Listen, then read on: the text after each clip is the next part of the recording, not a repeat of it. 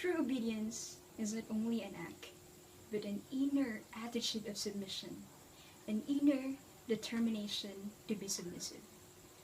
My fellow Toastmasters, these were the remarkable words of my disciple as she was teaching me the lesson 4 of our church's discipleship manual. I never actually understood what it really meant until I scanned through photographs of my life that would seem to fit into this album. When I was young, my mother always wakes me up early morning to buy fresh new pandesal over the next block of the neighborhood for our breakfast. Me, still dreaming, fantasizing, had to drag myself up before my mother does so. My lousy spirit, walking its way to the bakery, buying what she told me, getting back home, handing over the bread, gets so awakened upon the hearing of my mother's deafening roar. What is this?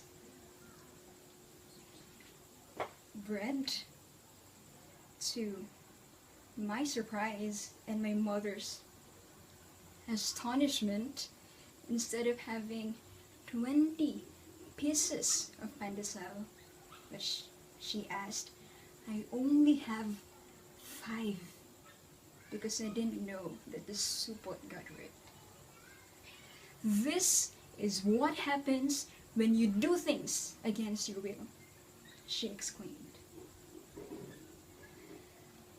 One moment in the kitchen, my mother is giving me instructions on how to prepare adobo as dinner for me and my younger brothers and sister because she will be out for work. This is not the first time I will cook adobo, but you know, mothers, they always love to keep saying things over and over again. Evening came. I need to do what my mother asked me to. Prepare a dinner for my little savages. Siblings. I knew and remembered all the procedures, but I opt to give more attention to my text mates that I almost forgot about it until... What is that smell? Instead of serving them adobo, I served them roasted chicken. I bribed my siblings not to tell my mother about it, but she still found it out. I thought putting water and a lot of dishwashing liquid into the pan will erase all forms of evidence.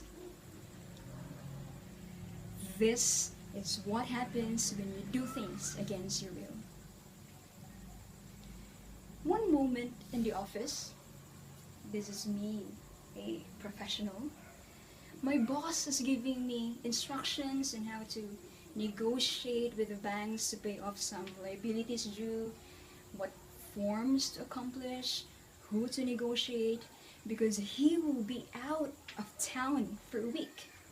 So I had to take over his task for some time. Not to mention the reports and reconciliations he needed to have before the week ends. How am I going to accomplish all of this? And why do you have to live? Why does it have to be me who's taking over all of this? This is my mind whining. But actually, when he left, I just said, yes sir. Anything else? With a fake smile. I almost got it perfectly and smoothly. Yeah, almost perfect. If I didn't have to keep coming back at the CEO's office for his signature because I keep on writing the wrong account number. If I didn't have to renegotiate the supplier not to deposit the issued checks because it shouldn't be released yet in the first place, if I didn't have to call the bank to retrieve the documents because I got the wrong amount in it. Almost perfect. Well, you see, it's not about doing what is asked of you. You may have performed, but the result of your performance will determine the quality of your obedience. Obedience is not only an act of hands, it's an attitude of the heart. My fellow followers in any organization or affiliation, if we want to truly obey, we should have an inner attitude of submission. We should not only act it, but also will it. Back to you, Toastmaster of the Day.